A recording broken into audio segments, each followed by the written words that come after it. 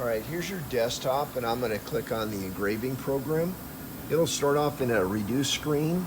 I've already got a job set up. You just hit F9 to recall this particular job right here. And I'm going to hit enter. And then I'm going to hit Alt enter to make it a big screen. Once you go to a graphic, it will also come out to a big screen. And then I'm going to hit the letter G for graphic. And there's my text that I want to engrave.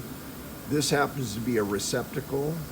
So if I hit F9 to load a job, you can see the information, the size, the rectangular hole, one line top, it has 2 screw holes, and the size of the text and the cutter that I'm going to use.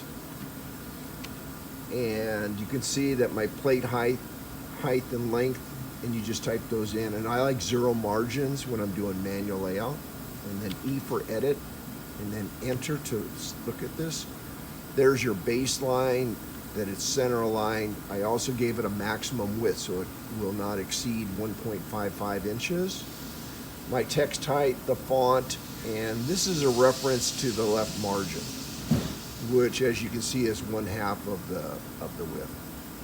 So I'll just hit enter, and the letter S for the start menu. And these are the settings for typical stainless steel engraving, where you have your 0.1 IPS is very slow speed, your cut depth, plunge rate, and clearance between letters. And the D for spindle delay is it's 2 seconds that the spindle and the chip removal will start up. So I'm going to just press the number 5. Pause it. There you go. Can't pause it. Oh, you can? Okay, I'm going to just send the job over, and you can see the bytes that came over, and this is pretty much the same. Okay, and the blinking light means it's ready to go. Right now, your spindle up, down. Press there.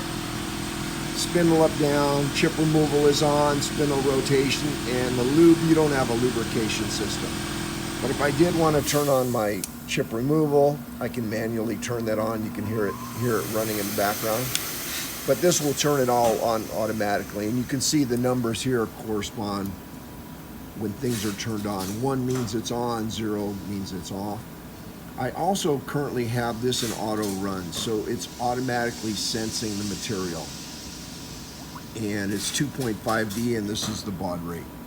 So the job is already over here, and you can see how I've got it clamped in here. And I've got this proof tape that you're going to be putting over your engraving, and these special clamps that I've given you. So I'm going to go ahead and hit start.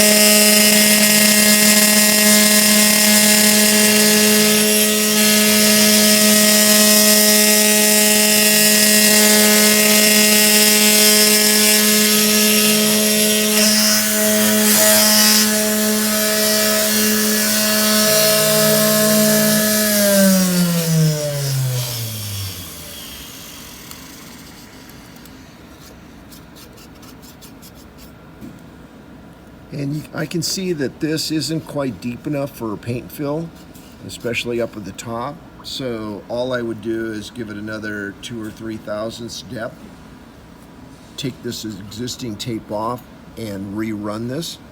And this particular job, I would reset the distance down a little bit. Instead of it being 8.1, I would make it about another 20 thousandths down, 0.83. But on this one, obviously, I can't change it or the lettering will be offset.